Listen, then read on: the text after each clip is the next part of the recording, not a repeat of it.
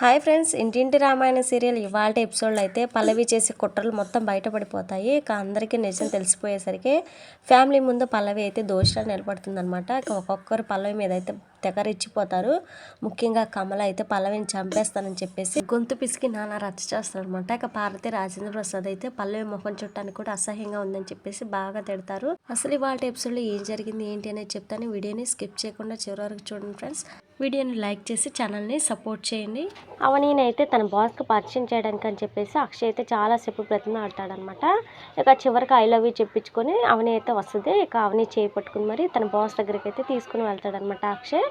Madam, నా భార్య అవని, ఈవిడ మా ఎండి అని చెప్పేసి ఒకరినొకరికి పరిచయం చేస్తాడనమాట. ఇద్దరు మేడ్ ఫర్ ఈచ్ అదర్లా ఉన్నారు, వెరీ నైస్ అని చెప్పేసి ఆ బాస్ అయితే అంటదనమాట. ఈ సీన్ అంతా చూసి ఇదేంటి అని చెప్పేసి పల్లవి శ్రేయాలు అయితే ఒకరు చూసుకుంటూ ఉంటారు. ఇక ఇంతలో అవని అయితే నా గురించి చెప్పండి అని చెప్పేసి సైకిల్ చేస్తూ ఉంటుంది అనమాట. మేడం, నా భార్య వంట చాలా బాగా చేస్తుంది, నా వైఫ్ చాలా మంచిది, తెలివైంది కూడా అని చెప్పేసి అక్షయ్ అయితే చెప్తాడనమాట. మీరంటే ఇష్టం అని చెప్పండి అని చెప్పేసి మళ్ళీ అవని అయితే సైకిల్ చేస్తూ ఉంటుంది. తనకి నేనంటే చాలా ఇష్టం, నా కోసం అన్నీ చేసేస్తుంది, అన్ని విషయాల్లో నాకు సపోర్ట్ చేస్తుంది అని చెప్పేసి అక్షయ్ అయితే అంటాడు. ఇది జస్ట్ కొంచెం మాత్రమే, ఇంకా చెప్పండి అని చెప్పేసి అవని అయితే అనగానే నేను చెప్పను అని చెప్పేసి అక్షయ్ అయితే అంటాడు. సరే నేను వెళ్తున్నా అని చెప్పేసి అవని అనగానే ఒక్క మాటలో చెప్పాలంటే నన్ను తన ప్రాణంలో చూసుకుంటుందని చెప్పేసి అక్షయ్ అయితే అంటాడనమాట. అంత మంచి భార్య దొరకడం నిజంగా నీ అదృష్టం అక్షయ్ అని చెప్పేసి ఆ లేడీ బాస్ అయితే అంటది. ఇంతలో అమ్మ అవని నీతో ఒక విషయం మాట్లాడాలి, వెళ్ళారా అని చెప్పేసి పక్కకు పిలుస్తాడనమాట రాజేంద్ర ప్రసాద్. ఇప్పుడే వస్తాను మేడం అని చెప్పేసి అవని అయితే వెళ్తుంది. అక్షయ్ ఇలా మారిపోతాడని అస్సలు ఊహించలేదు అని భానుమతి అనగానే నేను అదే అనుకుంటున్నాను అత్తయ్య అని చెప్పేసి పార్వతి కూడా ఆశ్చర్యపోతుందనమాట.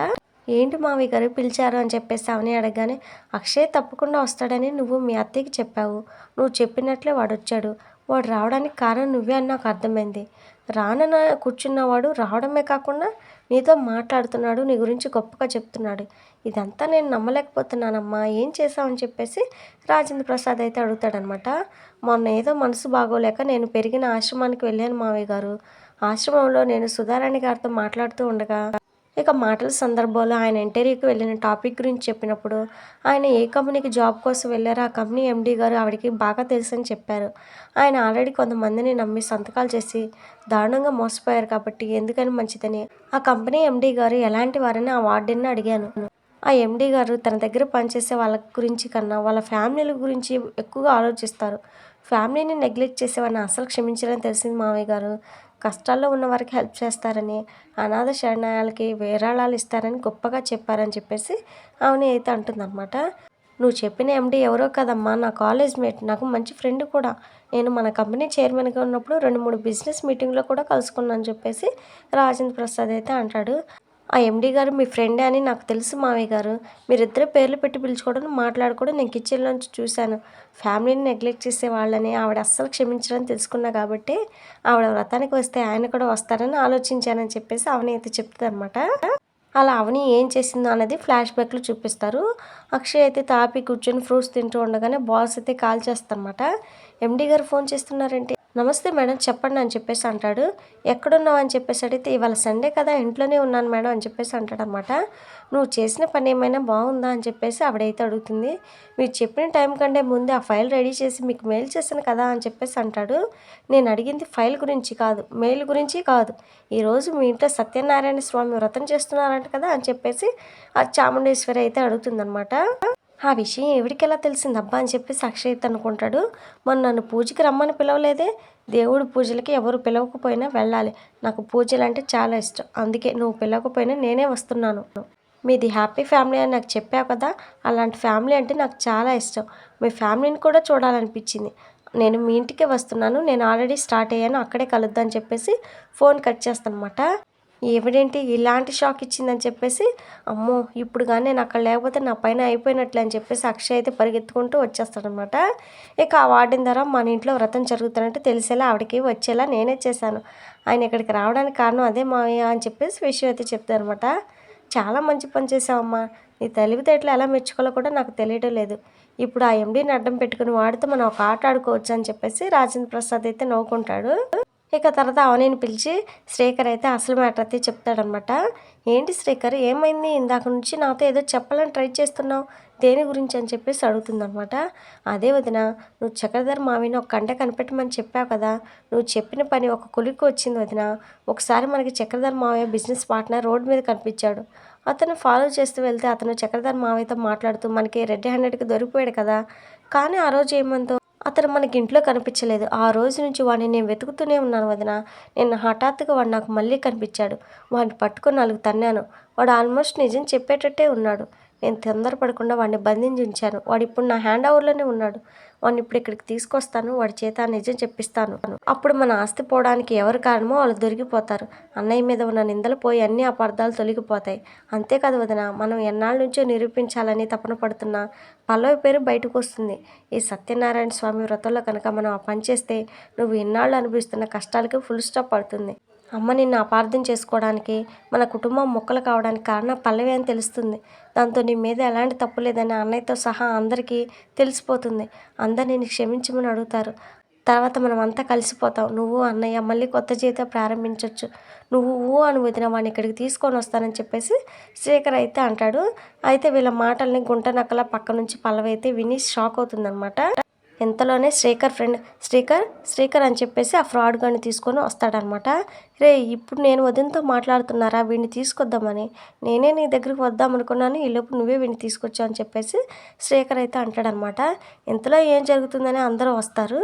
రే, వీడు పోలీసులు లాయర్లు అంటూ నేను బెదిరిస్తున్నాడు, అందుకే వీడిని తీసుకొని వచ్చానని చెప్పేసి ఇక శ్రీకర్తో అతని ఫ్రెండ్ అయితే చెప్తాడనమాట. రారా వెధవ, ఈరోజు నువ్వు నిజం చెప్పకపోతే నా చేతిలో చచ్చావే అని చెప్పేసి శ్రీకర్ అయితే వాడి కాలర్ పట్టుకుంటాడనమాట. రే శ్రీకర్, ఎవడ్రా వీడు అని చెప్పేసి రాజేంద్ర ప్రసాద్ అయితే అడుగుతాడు. వీడెవడో తెలుసా నాన్న, అన్నయ్య చేత దొంగ డాక్యుమెంట్ల మీద సంతకాలు చేయించి మన కంపెనీని దివాలా తీయించింది, మనందరినీ వీధిని పడేలా చేసిన బద్మాష్ గాడు వీడే అని చెప్పేసి చెప్తాడు. అది చూసి పల్లవికి అయితే చెమటలు పడుతూ ఉంటాయి అన్నమాట. చెప్పరా రాస్కెల్, ఎందుకు ఈ పని చేస్తా అని చెప్పేసి అవని అయితే వాడి చెంప చెల్లు అనిపిస్తుంది. నిజం మేడం, నాకేం తెలియదు అని చెప్పేసి వాడైతే అబద్ధం చెప్తాడు. చెప్తావా లేదా అని చెప్పేసి అవని అయితే కొడుతూ ఉంటుంది అనమాట. ఇంతలో యాపు ఎందుకు కొడుతున్నావు అతను అని చెప్పేసి అక్షయ్ అయితే వస్తాడు. రే అక్షయ్, వాడు అని చెప్పేసి పార్వతి చెప్పబోగానే, అన్నయ్య ఆ రోజు నీ చేత ఓ ప్రాజెక్ట్ కోసం సైన్ చేయించుకుంది ఇదిగో వీడే కదా అని చెప్పేసి శ్రీకర్ అయితే అంటాడు. ఇక జరిగిన విషయం మొత్తం గుర్తు చేసుకొని అవును అని చెప్పేసి అక్షయ్ అయితే అంటాడనమాట. అది ప్రాజెక్ట్ కోసం కాదండి, మీ చేత సంతకాలు చేయించింది, అది సాకుగా చూపించి మన షేర్లన్నీ పడిపోయేలా చేశాడు వీడు.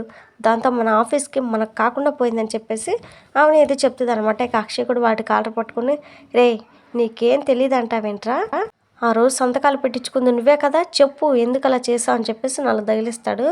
ప్రాజెక్ట్ డీల్ అని చెప్పి దొంగ డాక్యుమెంట్ల మీద మా కంపెనీ షేర్లు రాయించుకొని మోసం చేస్తావరా, నన్ను చెప్పరా, ఎందుకు నన్ను మోసం చేసావు, నీ చేత ఎవరు అలా రాయించారు చెప్పు అని చెప్పేసి అక్షయ్ అయితే అడుగుతాడు. నాకేం తెలియదు సార్ అని చెప్పేసి అంటూ ఉండగానే ఇక ఎంతలో ఆగన్నయ్య, జేబు దొంగలు సైతమే ఒంటి మీద లాఠీ పడితే కానీ నిజం చెప్పరు, ఇలా కోర్టులు ఆఫీసులు మింగేసేవాళ్ళు ఇలా అడిగితే నిజం చెప్పరు, నేను వీటి చేత నిజం కక్కిస్తా అని చెప్పేసి కమల్ అయితే తగులుకుంటాడు. ఇలా అన్నదమ్ములు ముగ్గురు కలిసి వాడిని అయితే కొడతారనమాట. ఇంతలో భానుమతి అయితే, రే ఆగండి రా, వాడు చచ్చిపోతాడని చెప్పేసి భయపడుతూ ఉంటుంది. ఇలాంటి వాడు చస్తే దేశానికి నష్టం లేదమ్మా అని చెప్పేసి రాజేంద్ర ప్రసాద్ కూడా అంటాడు. పోలీసులకు అప్పగిస్తే వాళ్ళే నిజం చెప్పిస్తారు కదండి అని చెప్పేసి పార్వతి అయితే అంటది. కానీ మీరు ఆగండి, కేసు పెడితే బెయిల్ మీద బయటకు వచ్చి కాలర్ ఎగరేస్తాడు, ఇలాంటి వాళ్ళని ఇలాగే కొట్టాలి, మీరు కొట్టండి అని చెప్పేసి చాముండేశ్వరి కూడా అంటది అనమాట. ఇక ఫుల్గా వాయించేసరికి చెప్తాను సార్ చెప్తానని చెప్పేసి మొత్తం చెప్పడానికి ఒప్పుకుంటాడు. నా చేత ఇదంతా చేయించింది పల్లవి వాళ్ళ నాన్న శ్రీకర్ అని చెప్పేసి అసలు మ్యాటర్ అయితే చెప్తాడనమాట.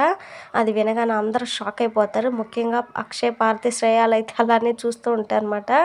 ఇక అవని అయితే మొత్తం చెప్పేస్తూ ఉంటుంది. మన ఆస్తులు కొట్టేయడానికి, మన కుటుంబాన్ని విడదీయడానికి అన్ని కుతంత్రాలు చేసింది ఈ పల్లవి అత్తయ్య.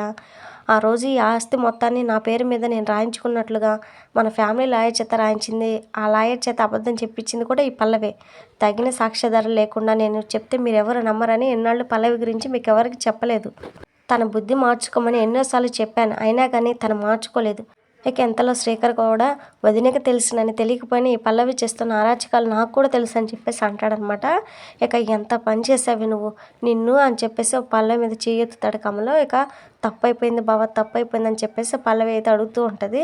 నువ్వు చేసింది తప్పు కాదే, నేరం, ఘోరం, పగ, కుట్ర అన్నీ నువ్వే చేసావు, నీలాంటి దాన్ని క్షమించడం కూడా పాపమే అవుతుంది. అని చెప్పేసి అంటాడు. ఎంతలో నువ్వు నా కూతురు బిడ్డవని, నా సొంత మనవరాలివని, నిన్ను ఎంత అపురూపంగా చూశాను, అలా చూసుకున్నందుకు నా కుటుంబంలోని చిచ్చు పెడతావా అని చెప్పి భానుమతి కూడా తిడుతుందనమాట.